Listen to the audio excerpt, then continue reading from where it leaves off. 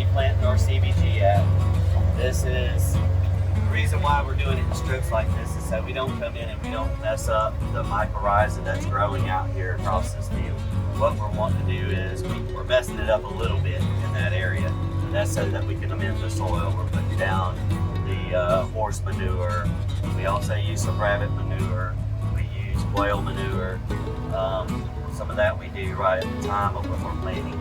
But you can see on top these little shoots that are coming up out here. This is where we put down more cereal grain as a cover crop that's going to come on up and help put carbon back into the soil and replenish what we've done. We really sort of messed things up by tilling a swath through here. So you're coming up, breaking up that mycorrhiza.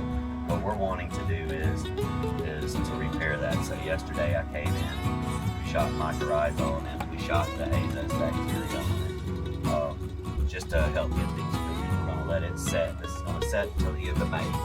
And at the end of May is when we're planting those seeds.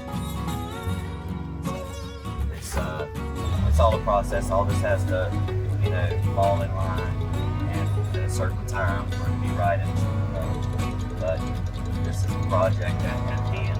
You can see we have these 2 rows here. We have another 2 rows over there. This middle area we're driving on, we're going to put down some like ground blanket material, and we're going to plant on top of the ground using containers, these big bags. We'll plant in those bags, and that'll give us an opportunity if we have a hurricane come and try to lay everything down again like it did with Hurricane Sally. We will still have, some crop that we can bring inside if there's a hurricane coming in. It'll survive and we won't have a total loss, covered cost anyway. That's the plan. Yesterday you didn't see any of these little shoots coming up from the grain that we put down, which is the rye and oats and wheat. All right, now this morning we have 3-inch shoots standing up everywhere where this stuff has germinated. I mean, it's pretty fantastic. We're going to come down the side and plant marigolds on either side and some calendulas, stuff that's going to deter the grasshoppers and all. That's a big thing out here that we have pretty bad at the grasshoppers. Also, we'll be fighting the worm again this year, that hornworm. It's a battle, but we just have to keep them healthy and let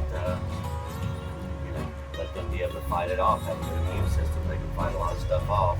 You can make it where it's not as palatable, but it's a lot of hard work keeping the insects and all out of here, doing this all organically, not using any kind of pesticides or insecticides and stuff like that. So it's a pretty exciting time right now, getting everything ready to go, because once it's ready to go and once you put them in, that's sort of you're married to it.